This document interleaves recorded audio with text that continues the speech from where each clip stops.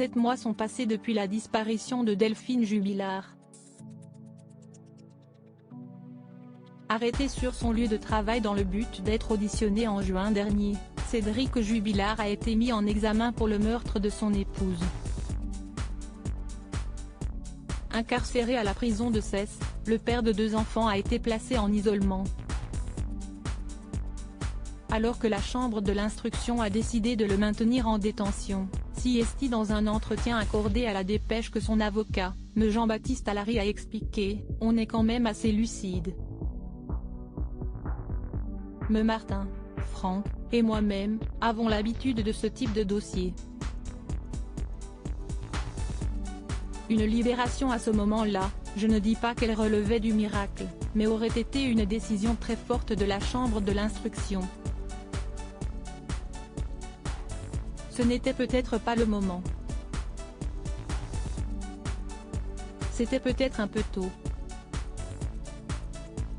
On était à quelques jours de l'interpellation, de la garde à vue. » Assurant qu'une nouvelle demande de remise en liberté n'avait pas été déposée, l'avocat de Cédric Jubilard a confié « Nous réfléchissons au timing. Une demande en ce sens aujourd'hui nous conduirait devant la chambre de l'instruction dès maintenant, devant des magistrats vacataires, qui remplaceraient au moins partiellement les magistrats qui connaissent le dossier Jubilard. Un magistrat vacataire se retrouverait 4 jours avant l'audience avec 10 tonnes de dossiers. Ce serait contre-productif. On préfère donc attendre encore un peu, pour avoir affaire à des magistrats qui sont déjà au fait du dossier. »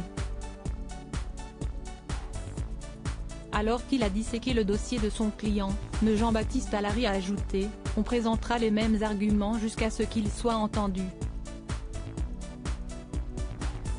Je veux bien répéter 100 fois la même chose jusqu'à ce qu'on les comprenne.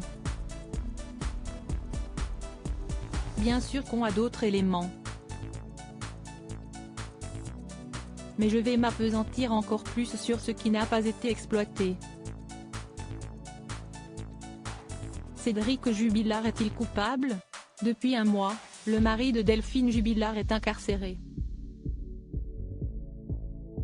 Souhaitant être reçu dans les meilleurs délais, me Jean-Baptiste Allary a confié « Il faudrait quand même envisager de l'auditionner. » Il a répondu largement à toutes les questions des enquêteurs. Maintenant qu'il a été placé en détention, il est en droit de demander à répondre aux questions des juges. Enfin, il a ajouté, ce sont les juges qui l'ont arrêté, qui l'ont mis en examen. Siesti à eux de reprendre l'instruction. Mais il ne se passe rien. Pour eux, ils ont trouvé leur coupable. Alors pourquoi aller plus loin? Pourquoi même l'auditionner? Pourquoi se creuser la tête? Autant le juger sur la place publique comme Siesti le cas en ce moment, avec tout ce qui peut sortir chaque jour.